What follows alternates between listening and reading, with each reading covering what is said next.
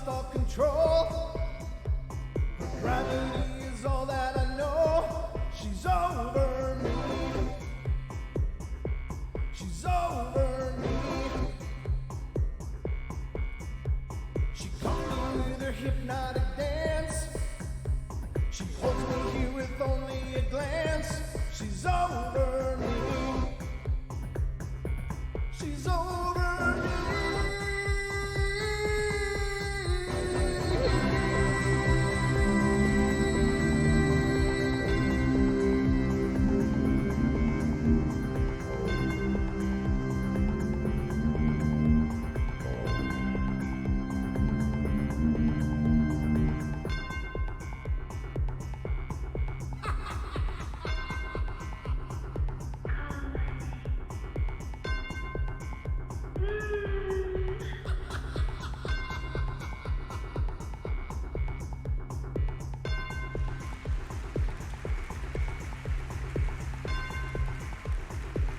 Ladies and gentlemen, boys and girls of all ages, welcome to the Paranormal Portal Night Terrors.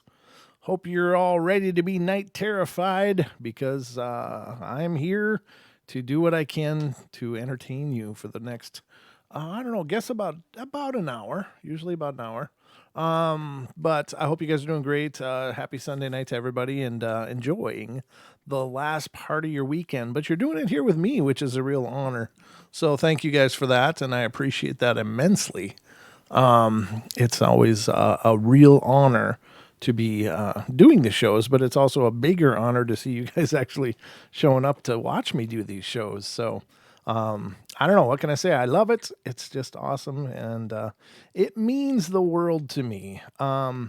First off, I want to make an announcement, and before I make this announcement, let me just say that, for the record, I love all religions. I think all religions are beautiful. All religions are our path to try to find our way back to the divine and divine understanding, divine living, whatever. And I don't have a prejudice against any religion. I really don't. I think that they're all unique pathways back to the source. So take that as it is, and because I sincerely mean that. I think all religion is beautiful. However, I find it really offensive to look at the comments on some shows and see people start spewing their dogma out about how I shouldn't be doing these shows because of this is clearly not in line with somebody's religion. And quite honestly, I don't give a damn if it is or not. If it's not in line with your religion, then I encourage you not to watch the show that is not in line with your religion. Now, for the record, I love that everybody comes here. I love that you guys enjoy the shows, and I love that you feel that this is something that is important in your lives, or at least entertainment in your lives. Now, I don't love, however, people thinking that somehow because they found the show, I need to tailor my show to their religious preferences. I'm not going to. It's never going to happen. So if that is offensive to you, I encourage you to go find a show that's better aligned to your religious preferences. If you have an inability to be around discussion, then you take it or leave it. But that's the way the show is going to be, and it's always going to be that way. And I just think that it's an ugly thing to pretend that you're coming from some moral high ground because you have a religious belief, and to put other people down because of that. I don't have time for it. If anything we cover on the show is not in line with your religion and it would be offensive to you, I would encourage you not to watch that show. But do not pretend ever that I'm going to create a show that deals and caters to your expectations. If you need a show that does that and you can't find one, then I guess you got to start your own show. But I just want to put that out there because I love everybody. I do. I sincerely do. And I love the fact that you guys are all making this a part of your life by whatever measure you choose. But I don't love it when people feel like they need to force feed everyone else their dogma. So keep it out of my chat, off my comments, and just know that this is the way the show is going to be. And if that's not in line with what you need, then go find something else. So that being said, I guess I've said I was in addiction mode. Thanks. I've said my piece, and I hope that that'll be the end of it. But I guess we'll see. As the show grows, we're gonna find more idiots, more trolls, and that's just the way it works. And I understand that, and I'm prepared for it. But at the same time, I don't feel the need to be silent about things like that either. Just it's just the way I am. So take it or leave it. That's the way it is. But anyway, I hope you guys are ready. Chat scroll is off. Oh yeah, on the screen it is. You're right. Thanks, Duke. As Duke knows, I was just talking to him 1 minute prior to going on here, so I didn't get all my steps in tonight. Let me fix that now. Thank you, brother. I appreciate it. Copy. Excuse me. I had to clear my throat. I just got done guest hosting Bigfoot Odyssey just a little bit ago. That was a good time. Had a good time with Daniela, and it's always a pleasure. And thank you so much, Daniela, for putting up with me and having me on. If you're in here, I don't know if you are or not, but it means the world. So let's see. Yeah, I got that, Duke. Thanks. I see it. It should be fixed now. I hope it is. Anyway, let's see if it starts to scroll. There it goes. Yep, it's working. So I hope you all are ready because it's time for bed.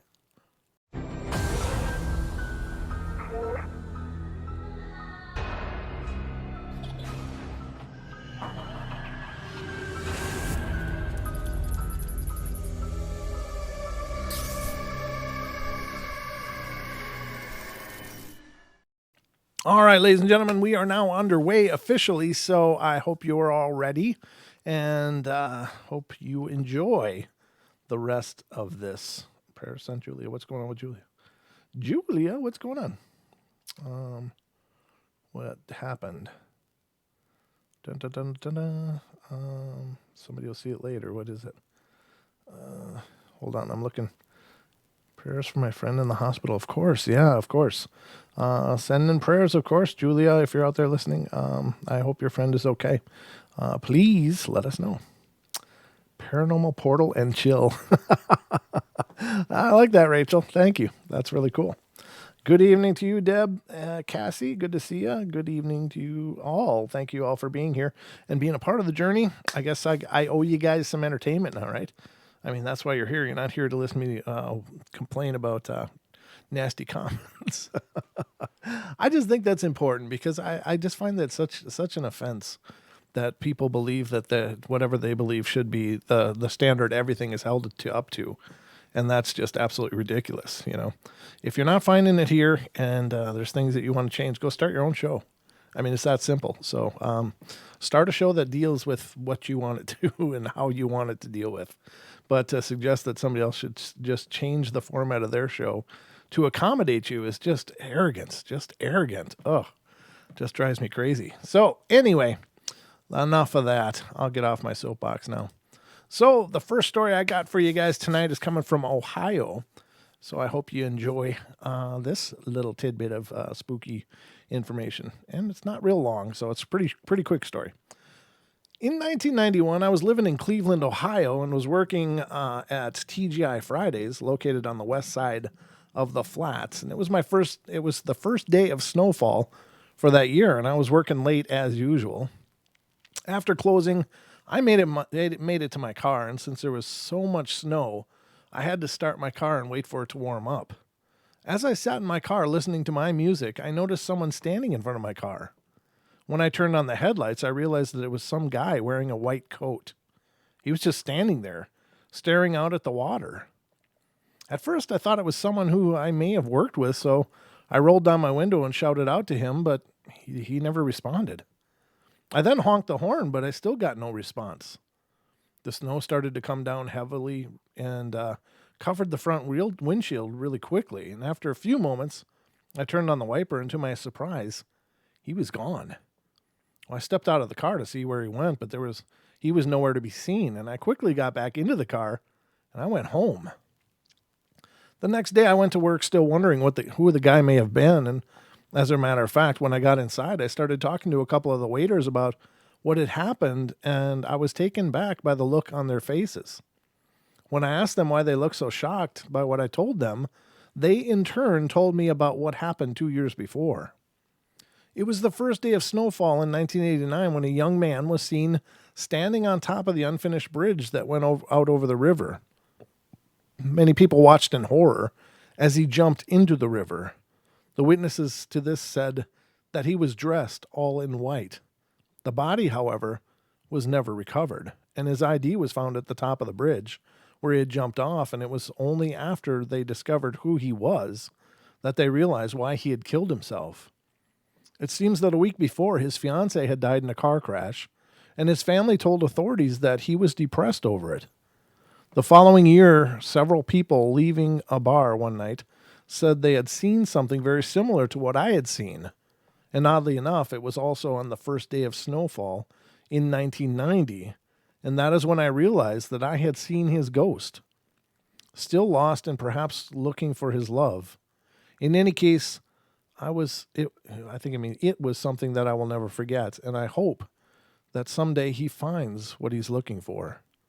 Yeah, it's so horrible. It's so sad and horrible when life gets that hard, when it's that hard that the only thing you can think to do is turn it off. Like, it just hurts so much that the only thing you can think of is just to turn it off, to stop the pain. And my heart just goes out to people like that. It's like, how do you confront that kind of load, that kind of gravity, and how do you handle it gracefully? And I don't think most of us can. Most of us don't. Now, we don't all decide that that's the only answer, but I think that, a lot of people through the course of their lives and in the course of their pains at least ponder the idea. It's like, I know there was a time when I had, and it wasn't that I was really about over the edge, but I just got to the idea. It's like, I just wanted the pain to stop so much. And I just got tired of feeling that pain over and over and over. And, when your life goes upside down, what do you do? But the only thing I can tell you is that it does get better. And I hope that if anybody out there is having a real tough time right now, that you remember that even though things are really crappy right now, maybe that there is better coming, and it will happen if you just persevere, if you just push. And I think the key to that is probably just stay in your moments. Don't get into a big picture at all, because at that moment in time, you can't handle a big picture. There's just too much pain involved with a big picture. So you stay in the little picture, you stay in the moment, and you focus on what's right in front of you in the moment that you're in, right at that moment. And the next moment comes, focus on that one, and then the next one, and then the next one, until you can breathe a little bit, and until you can feel like you can stand a little bit taller, and just let yourself hurt, let yourself heal, and find someone to talk to. I think that's the hardest thing, is that most people don't want to burden other people. I don't want to bother anybody. People don't want to listen to this. Well, nobody wants to listen to problems, but that they would love to listen to problems rather than listen to bad news about what happened because of the problems. So while it's not comfortable for anybody, it's never comfortable to see someone you love hurting and to hear about what's hurting them and knowing that you probably can't solve it. But if just the ability to talk to it makes that load a little bit lighter, I think everybody that loves you would be happy to carry a little bit of it just to help you through that part. But I hope, that you talk to somebody, find someone that will listen, or if nobody will listen, if you don't have anybody, then call one of those numbers, because somebody's on the other end waiting to help. That's what they do. They wait to help. So I know this time of year especially is extraordinarily hard for a lot of people, because, we're all reminded about a lot of things in these holidays. And just remember that you don't have to be alone. You can choose to be, but you don't have to be. There's always somewhere, somebody, some way, if you look hard enough. So I love you all, and I hope none of you are at that place. But if you are, just know, hell, email me if you're in pain and you need someone to talk to. Email me. I'll talk to you. I'll help you work through it as best as I can. But don't make that choice. Don't do that. But anyway, I don't know. Maybe somebody needs to hear it. All right, let's go to the next one. Texas is where we're going next. And I've been reading stories on this site for a couple of months now, trying to put my own ghost stories in written form. But I grew up with a ghost in my parents' house. This took place in a little West Texas town of Wink. It's literally W-I-N-K. We lived in the same house my whole childhood. My parents owned the house for 32 years. The previous owner was a school teacher, and she actually died in that house. Of course, we didn't find that out until several years later. When I was little, my dad told me that I would carry on a conversation with the air. I would talk to nobody in particular, and I would actually answer. My dad was a pilot and also the manager of the airport of the small town we lived in. He was also a member of a flying club, like a motorcycle club, and they would often plan trips around the country. My older brother was around 18 or 19 or so and was in college, and he would manage the workload at the airport while my parents would go on these trips. My older sister, a year younger than my brother, would stay at home with him, and I, of course, would travel with my parents, as I was only 8 or 9 years old. My brother had a separate room that was built off the garage, and he would always sleep on the couch in the living room when he was not on call for the airport, so he could hear the phone, and there was no cell phones back then. Once when my parents were on one of their trips, my sister was in the den next to the living room, and she heard someone snoring loudly in the living room. Well, naturally, she thought it was my brother, and the phone rang, and she thought my brother would get up and answer it. And when he didn't answer, she got up and peeked around the corner in the living room, and there was nobody there. Well, of course, this scared her, and she went and stayed at the neighbors until my brother got home, and this happened several times with her until she refused to be in the house alone. My mother had really bad asthma and would always wheeze and cough, and everyone in our house would hear someone, which we thought was her coughing from her bedroom. Come to find out, she wasn't even near that end of the house. This happened several times as well, and we could also see shadows in her room daily. My mother would always say, it's a figment of your imagination. You're seeing things, you're hearing things, etc., as any normal mother would. We would always have things go missing too. And it freaked us out at first, but we got to where we would say, hey, I don't have time to play games. Please put that back where I left it. Now, granted, it may be a few days later, but usually we did find the missing item where we thought we left it. My mother had this exercise bike in the living room, and I was around 10, and I came home from school. No one's car was home, and everyone in the family had their own car besides me. I was 10 after all. As soon as I walked in, I could hear the exercise bike running like someone was on it. I thought maybe my mom was there and her car was in the shop or something.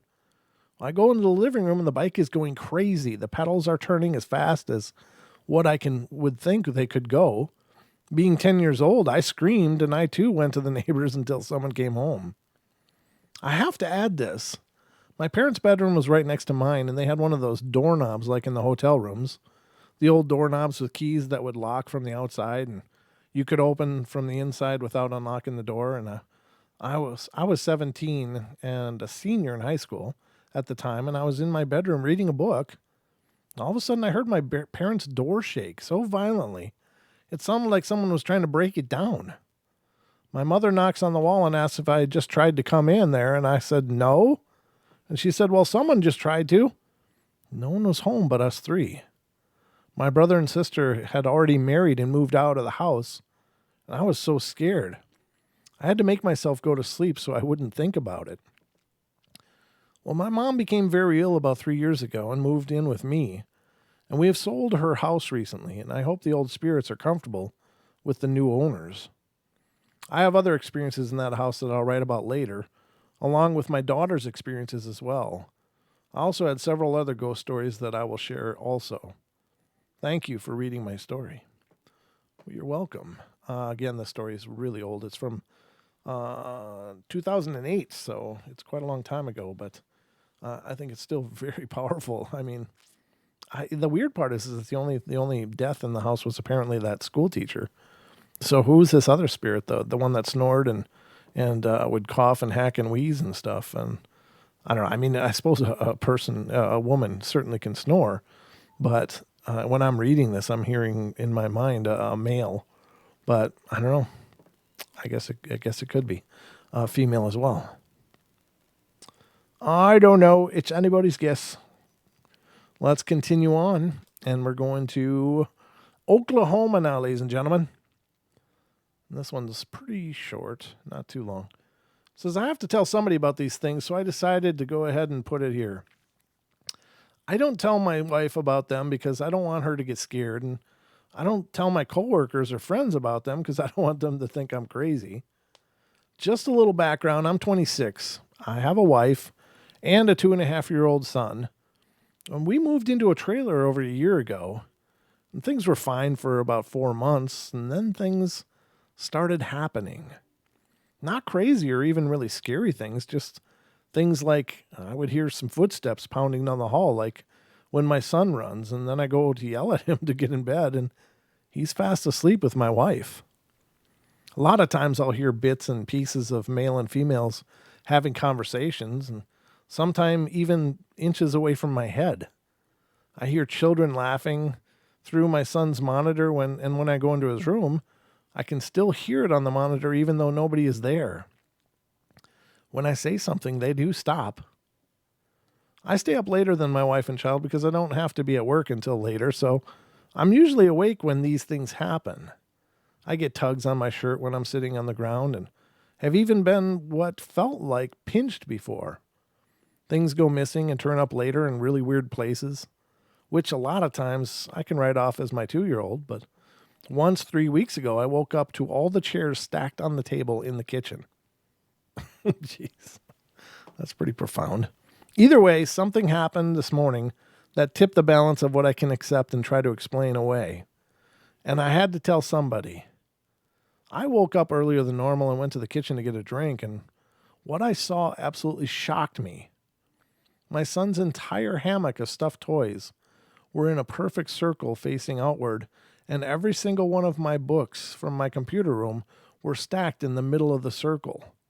Shaken, I put the things away and have not told my wife. I wish I would have had the presence of mind to take a picture or at least wake her up to show her, and I just don't want to scare her. I really don't feel as if these things are antagonistic, but I'm beginning to feel crazy. I don't know. It sounds like whatever it is could be escalating to a degree, and I think that's concerning. The whole circle thing, I don't know. Was there ritualistic practices that were done there? That's crazy. That's creepy crazy. I don't know. You never know. That's the problem. When you take possession of a house, you don't know what happened there before. You don't know what the old owners were like and what the hell they were doing or shouldn't have been doing. I don't know.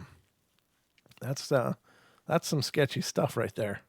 But I think that, people talking and things moving and stuff it's a lot for most people to deal with. I'm familiar with some of those things. I've never heard children laughing. To me, that would be just the creepiest because I don't know. There's something just almost diabolical about that. It's like that meme that was going around. It's like, what's the sweetest sound in the world? Like a baby laughing. And then it says, unless it's 3 a.m. and you don't have any kids. And then it's not the sweetest sound in the world anymore. Then it's terrible. It's terrifying. So, I don't know. Very crazy. Everyone here. Christina, how you doing? Good to see you. Cha-Cha. Alize, good to see you. The Pharmacy Seeds Network's here. Bell Prepper, hello. Who's also the Portal Hug Monster. So if you need a hug, Bell is here. Bell is here. All right, so that's that story. I hope you guys enjoyed that. And this one is another about the same size. It's from Tennessee. It says, I've never met my grandmother, my mother's mother. She passed away in 1975, and I wasn't born until 1984. Had never seen a picture of her either, because my grandfather had removed all of her pictures and had them put away after she passed away. He always said that it was just too painful. Well, it was shortly after my grandfather passed away that we moved to Tennessee from Pennsylvania, and that's where everything started. My sister and I shared a room right across the hall from my parents' room, and we always slept with the doors open. And one night, about 6 months after we moved in, my dog kept coming to the head of my bed, trying to move me closer to the wall. I kept brushing her away, thinking that she was cold. And after about the third time, I woke up and I noticed a woman standing in the hallway, wearing a dress that looked like it was blowing in the wind. She asked me if I had seen her daughter and said my mom's name. Shortly after that, she faded away. I told my mom the next morning before my sister got up. My father was sitting there and looked over at mom and, like, should we tell her? My mom got up from the table, went into the laundry room, and started rummaging around the boxes with pictures in them. And when she returned, she was holding a picture of a woman wearing that same dress that the ghost was wearing. And I turned white and looked from the picture to my mom and then at my dad. My mom explained that she was my grandmother. 1 week after my grandmother had passed away, she came to my mother the same way. She told my mom that she was better and that she would always be watching over my mother and her family. The last time I saw my grandmother was the day that my daughter was born. She and my grandfather, her husband, and the one that my daughter is named after, were standing at the foot of my hospital bed smiling. Oh, that's a beautiful thing. That's wonderful. Those are great stories like that. I love those. It's just nice when those people that were so important in our lives are still hanging around afterwards, making sure we're okay. I think that's beautiful. Because, I mean, death is the big door, right? It's the big separation is death, and seeing people leave and then to think maybe they're not gone. Maybe they're just there, just a blink away or just a little to your left where you can't see them or something. I mean, they're just a heartbeat away, but not quite in the same heartbeat as the one you're on. I don't know how to explain it, but I just think it's beautiful when they're still around and still actively taking part in our lives, even if we don't know it. And I think we all maybe get clues every once in a while, like something will happen. A song will come on the radio and just at the perfect time or something. And you'll be like, yeah, I think that's you. And I think it is. I think in a lot of cases it is. And if not, then it's really beautiful wishful thinking, and that's not bad either, right? So I don't think it's wrong to have belief in things like that. I don't think that that's being delusional. Some people would say it's delusional, like they need things to be concrete and rigid and stuff. But I think it's much more fluid than that. I think that those that love us, love is eternal. Love isn't dependent upon the body or the three-dimensional world. I mean, it's a light that shines. It's just bright and eternal. And if it's real love, it's true love. But I think it's very powerful, and it survives all these changes and all these transitions, and it's a bond that never dies. So, just my ideas anyway, my 2 cents. This one's coming from New Jersey. When I was younger, my aunt had a Ouija board, in her basement.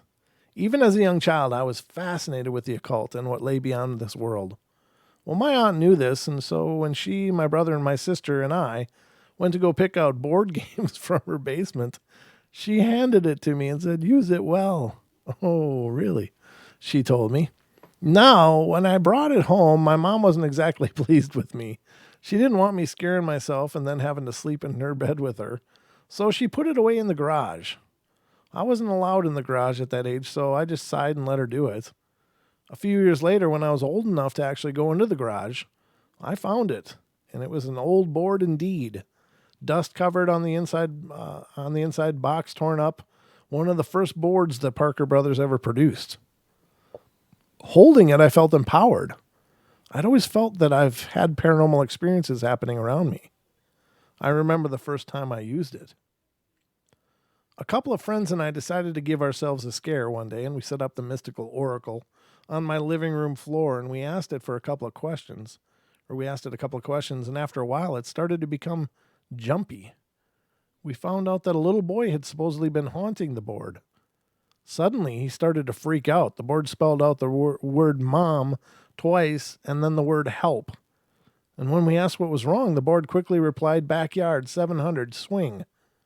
We were sure the 700 meant 7 o'clock. And sure enough, I had a swing set in the backyard, and eagerly at a little before 7, we huddled up in front of the glass door, and suddenly at exactly 7, one of my swings began to move back and forth rapidly. There was no wind, and there was nobody out there. Just one swing moving. Sure enough, we were spooked, and we didn't sleep that night. At that time, we'd only met the little boy, but now that I think about it, he may have been getting harassed by what he now calls the other. Years later, after having many occult experiences, I decided that to take that fabled Ouija board to my now ex-boyfriend's house. I wanted to make a believer out of him, and I'd used this Ouija board a million times before that, only getting replies from this little boy who, at the time, didn't seem as jumpy as he was that first day. On this day, though, something was up. We set up and began asking the usual "are you there" questions, and we then decided to ask him if there was anyone else there with him, to which he replied, yeah. I asked who it was, thinking that maybe it's a relative of ours, attempting to contact us, and he said it was someone called Other. A man, apparently. Foolishly, we asked the boy if the other wanted to talk to us, and he replied, yes, and we said okay for the other to talk to us. As soon as we said hello, the board repeated over and over, die, die, die, die, you die. We were scared, of course, but we didn't put the board down. My ex asked if it was him that the other was talking to. No. I asked if it was me. Yes.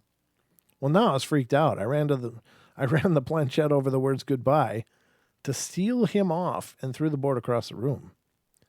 Ever since then, I've felt a sinister presence in my house at the top of the stairs near my mom's room. I don't know if it means anything, but I'd sure like to find out soon. Yeah, I'm not a big believer that running the planchette over goodbye as a seal is a close at all.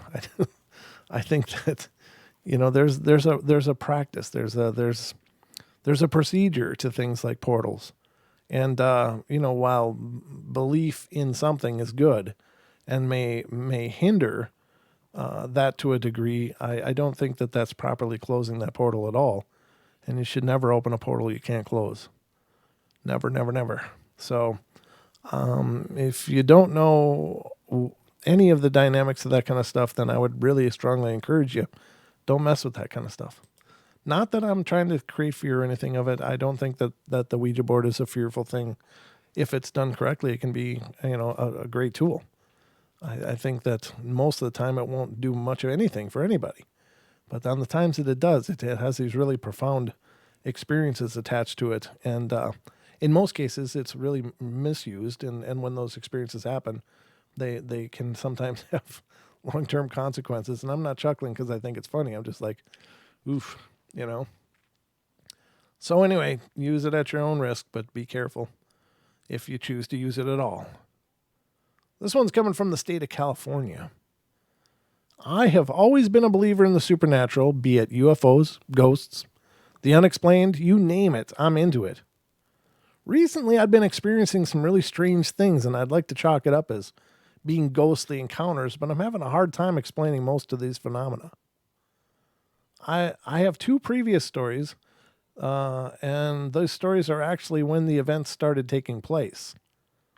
But ever since the first night of my experience, I haven't been feeling an evil or sinister presence. I've been experiencing something else. I keep seeing black shadows darting around corners, flying up through the ceiling, lurking and peeking around doors. I'm not sure if it's my imagination or my eyes playing tricks on me or what, but it's seriously starting to get on my nerves. I've seen a man who is pretty tall. It's only his shadow, and usually when he appears, he looks as if he's crouching or ducking behind something. Just last night, I was lying in my bed trying to get some sleep when I decided to turn off my TV. Not 2 seconds after turning it off, I heard a thump. I brushed it off my shoulder and decided it was my imagination. And then I heard another thump that was right in front of my sliding glass door.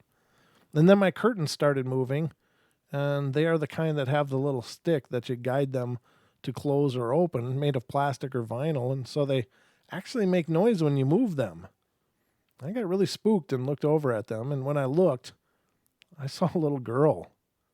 She's about 3 feet tall with long brown hair, a pink shirt, and purple pants on, almost like a little girl from the 80s or something. Well, I got really freaked out and decided to sleep in the living room. Luckily, nothing happened after that until I got to work. I work at a mall in Costa Mesa, and I never would have thought this place would be paranormal or anything of the sort. I was on the second floor walking out into the mall. To my left in the middle of the floor are escalators that go down, and right above escalators that go up. And it looks like they're stacked on top of each other to go up to the third level of the mall. And as I'm passing the escalators, I always gawk at the clothes to my right. And when I was looking at the reflection in the window, I noticed a woman was going up the escalator. The odd thing was, she looked really white and was positioned backwards going up. That's not creepy at all. I looked over to see why she was doing that, and there was no one there. I blinked about 1,000,000 times and walked around to see if anyone was there, and there wasn't. Mind you, it was in the middle of the week and not very many people are at the mall, so I was like, what the hell? After that, I told my friend what happened, and she told me that there was a farm there and a girl died.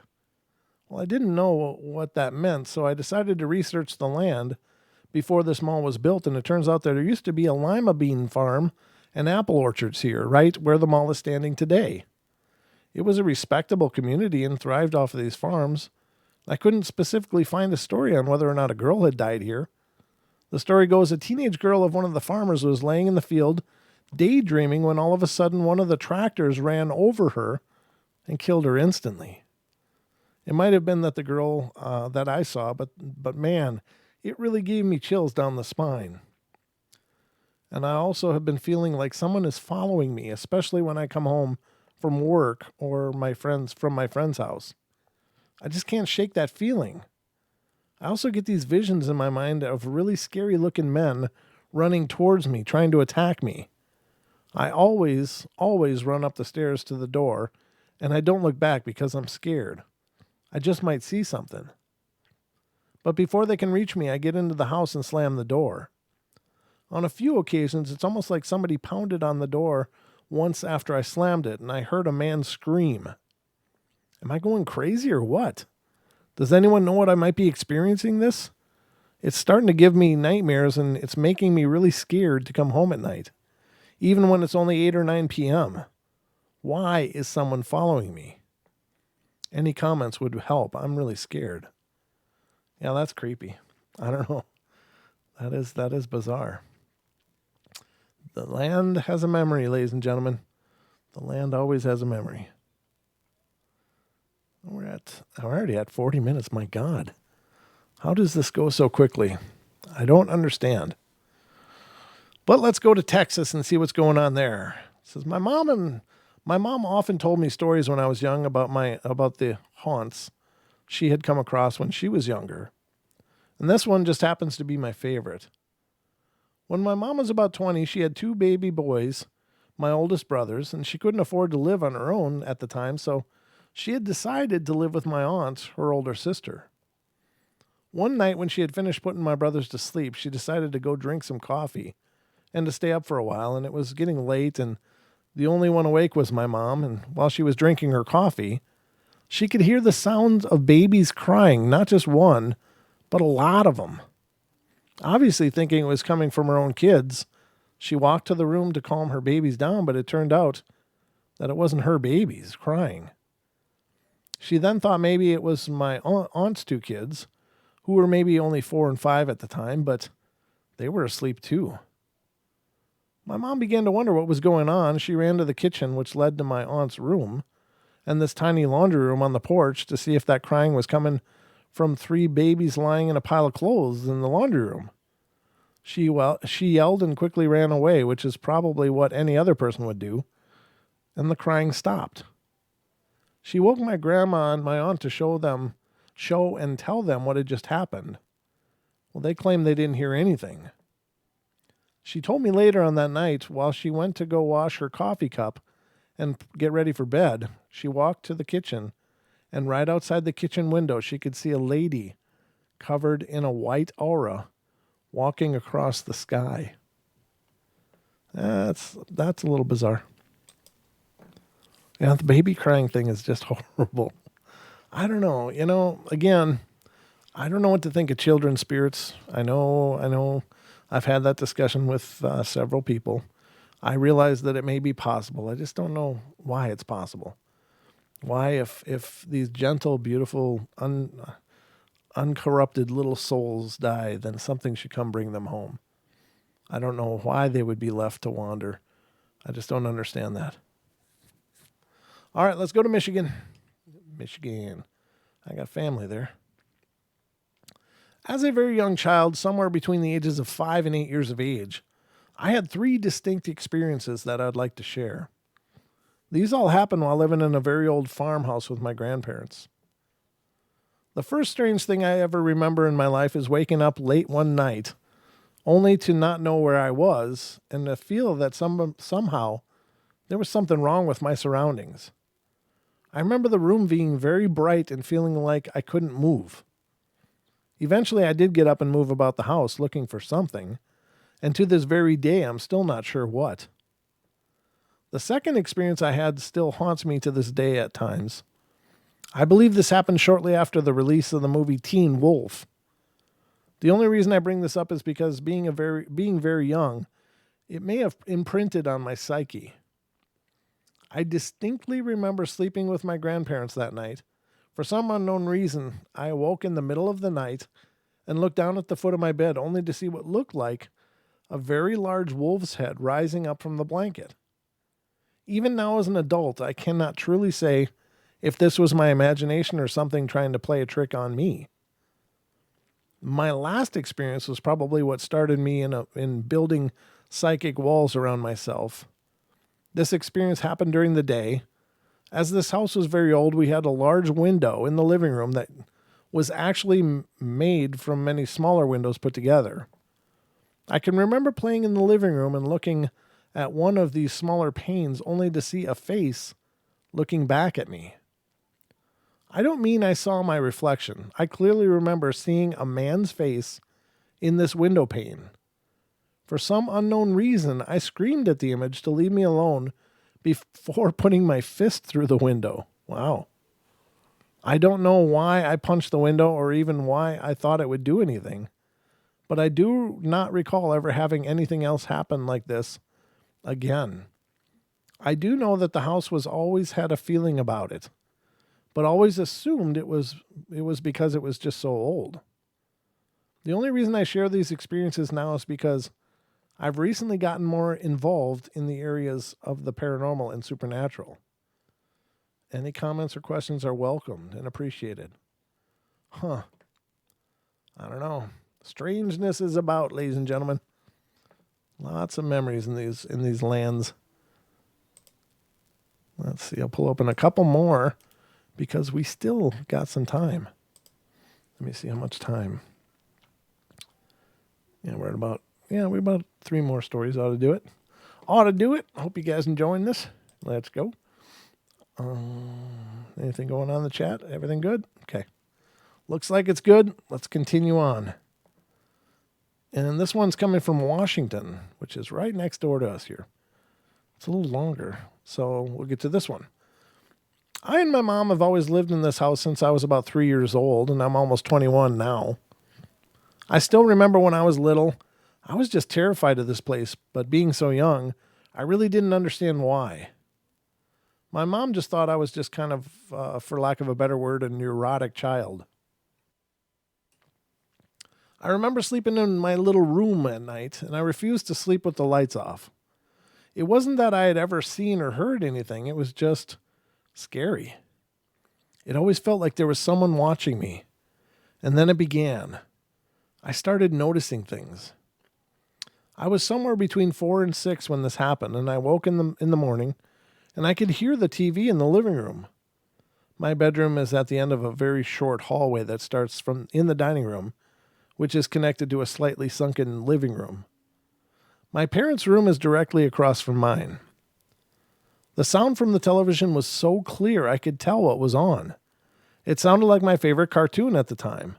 So I got up and got dressed and went towards the living room expecting my parents to be up and the TV to be on, but when I got there, my parents were still asleep and the TV was off. I didn't think a lot of it until a few years later when I was old enough to think of it as something strange. This still happens often, and I'm coming home, and as I open the door, it sounds like the TV is on and loud. But then I find, of course, that it's not. And I know this doesn't sound that creepy, but bear with me here. As I got older, maybe 14 or so, my mom and I started sharing with each other how at night, when we're both in bed, we can hear music playing, and it's loud. Friends that have stayed the night have reported hearing it as well before we even mentioned it to them. One night, maybe 4 years ago, I remember I was in my bedroom, and it was maybe midnight, and I was silently playing games on my computer, and my mom was asleep in her room across the hallway, and then suddenly I hear my mom open her door, and she opens mine in a rather angry fashion and says to me, "Turn that music down," and then stops and realizes I'm not listening to any music. Sometime maybe before or after that, I'm not sure when, we were both in our respective rooms getting ready for sleep, and we both read books before we drift off to sleep, and as we're doing that, with both our bedroom doors shut, suddenly we hear something running, more like stomping up and down the hallway outside our bedrooms. It went back and forth maybe 3 times and then stopped. We do have a dog, but he was sleeping in my room, and when it stopped, we simultaneously yelled, "Did you hear that?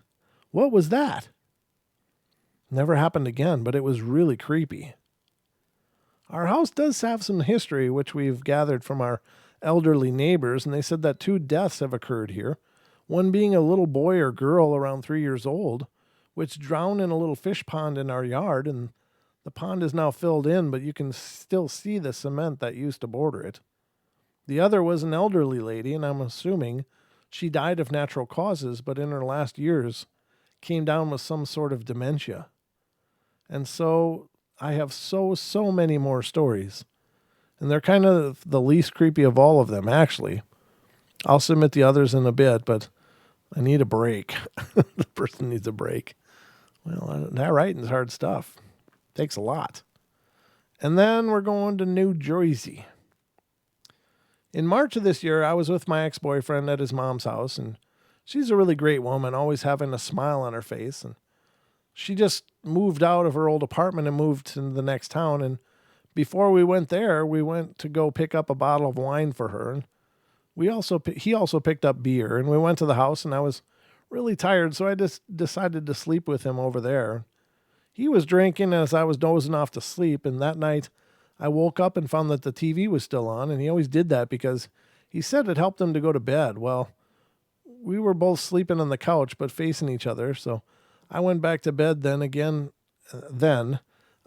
I woke up in the middle of the night to find me listening to a man talking. The first thought I had was, oh my God, someone broke into the apartment. The voice was that of a man. It seemed like he was talking on the phone. Like when you see someone talking, but you don't hear the other person's response. The TV was still on, and there was nothing on TV, just a black screen, but it was on because you see the glow that the TV has. The voice was extremely loud and clear, and I said to myself, why isn't anyone waking up besides me? The voice was what woke me up the second time. And there I laid on the couch frozen. I've never been so scared in my life.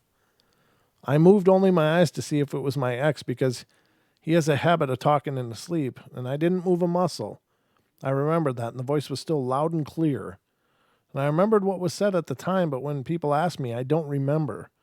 I remembered it said something like taking someone's son and heaven or hell and something like that. All I remembered was that it was really creepy. I wanted to look at the love seat to see if there was anyone there, but my fear told me not to look. The conversation seemed like it went on for about 10 or 15 minutes. When the talking was over, the TV screen went back to a channel, and I never have been so freaked out in my life.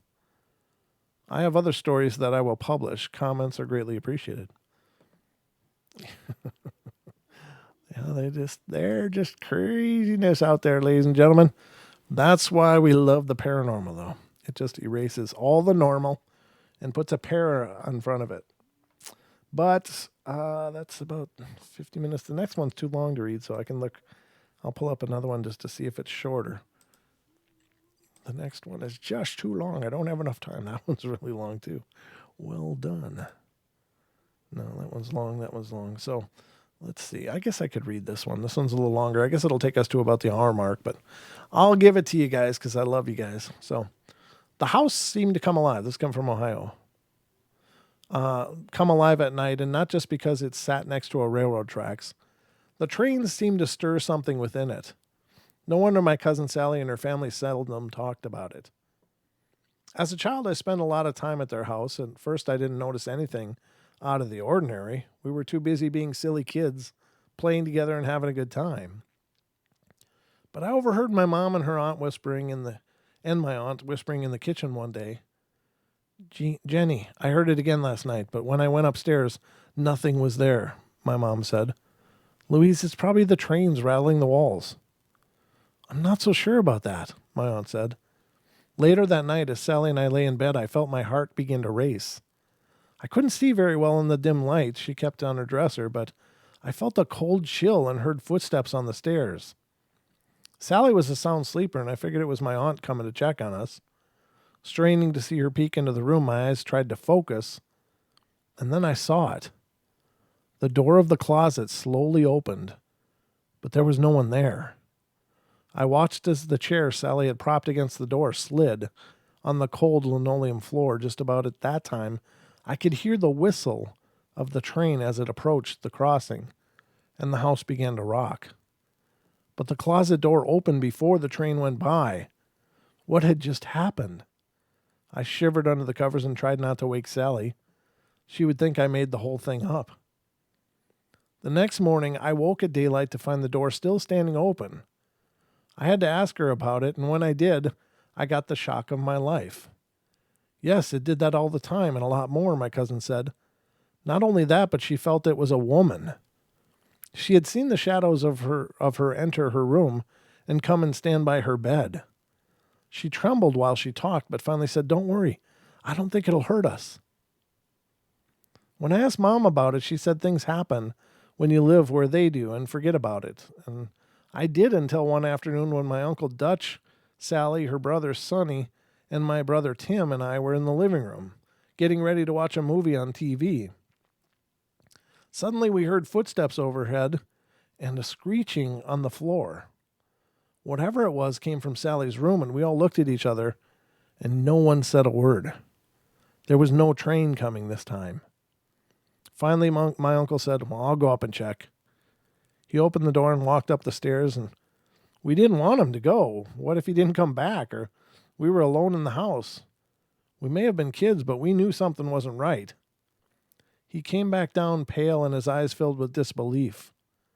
The closet door was standing wide open, and it got worse after that. It seems a few days later, my aunt heard something upstairs and went up only to be knocked part of the way down the steps. Aunt Lou said that she just slipped, but we all knew better. Later, she said while attending to the scrape on her arm, something shoved her and she didn't see anyone. Things were getting out of control. Then my cousin Sonny woke up during the night to see a woman dressed in what appeared to be a long flowing white dress walk past his bed and through the attic door. He accused Sally of playing a trick on him, but she said she was asleep and wouldn't do that to him, and besides, she didn't even have a dress like that. No wonder they moved shortly after that. Unfortunately, whatever it was followed them to their new home in town. Whenever we went to visit, I usually ended up staying the weekends and watching Chilly Billy, I don't know what that is, a TV show that featured scary movies late on Saturday nights with Sally, her father, and two brothers. Aunt Lou and my cousin Greg usually went to bed early. And we had to get up early for church the next morning, but no one wanted to go upstairs to bed, especially after watching a horror movie. So we slept downstairs on the floor in front of the TV, and for some reason, nothing happened downstairs, and I was glad. I'll never forget the time my aunt walked into the living room and told us to be quiet on the stairs. We'd wake up Greg, and We stared at her, and no one had gone upstairs. There were other sounds too, but no one could explain who or what was making them. After a while, Sally got really annoyed at the ghostly visitor and told them to go somewhere else. But they refused to leave. Years later, Sally told me that she went up to visit her mother and found things moved in her old bedroom. Yet no one had been up there.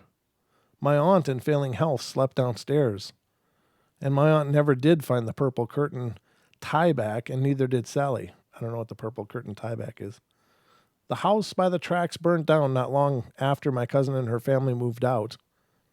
When my aunt asked the people who bought the property and built another house if they noticed anything strange going on, they said, yeah, they did. Trains no longer run past the house, so that's no excuse. I just hope they have better luck there than Sally's family did. Ooh. Well, there you have it, ladies and gentlemen. That is tonight's Paranormal Portal. I hope you guys enjoyed it. Thank you so much. And remember, we now have, then the link is in the description, but now available is the Paranormal Portal's research, Paranormal Investigation Journal. Sorry. Paranormal Portal, Paranormal Investigation Journal. I don't know if you guys are seeing that. Looks like you are. I can see the other screen there. But this is a logbook, basically, to journal paranormal investigating. It's got some great charts, great areas to actually record behavior and events. Now, the reason we did this is because, essentially, paranormal research is really exploding, and a lot of people are taking it on as hobbies or whatever. And I think it's important to have some kind of structure to an investigation where it's important to record certain data.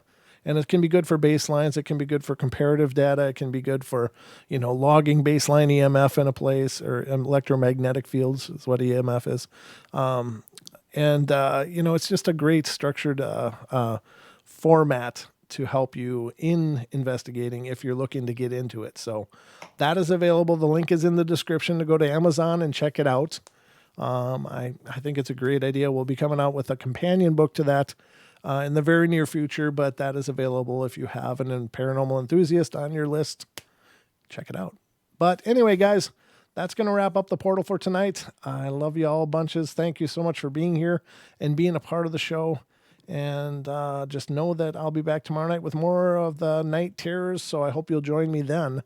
7 nights a week, 7 p.m. Pacific Standard Time, right here on YouTube. We're doing the night terrors or the 2-hour shows. So always 7 p.m. Pacific Standard Time. And don't forget to check out the podcast, which is available on iTunes, iHeartRadio, Pandora, Spotify, whatever those formats. Just search for Paranormal Portal. Those are absolutely different than our YouTube shows. So in case you're kind of confused what a podcast is, it's an audio format. It's pre-recorded, but the podcasts are like 95% brand new material, never been done on our YouTube channel. So check those out if you're looking for more Paranormal Portal. Those are out there.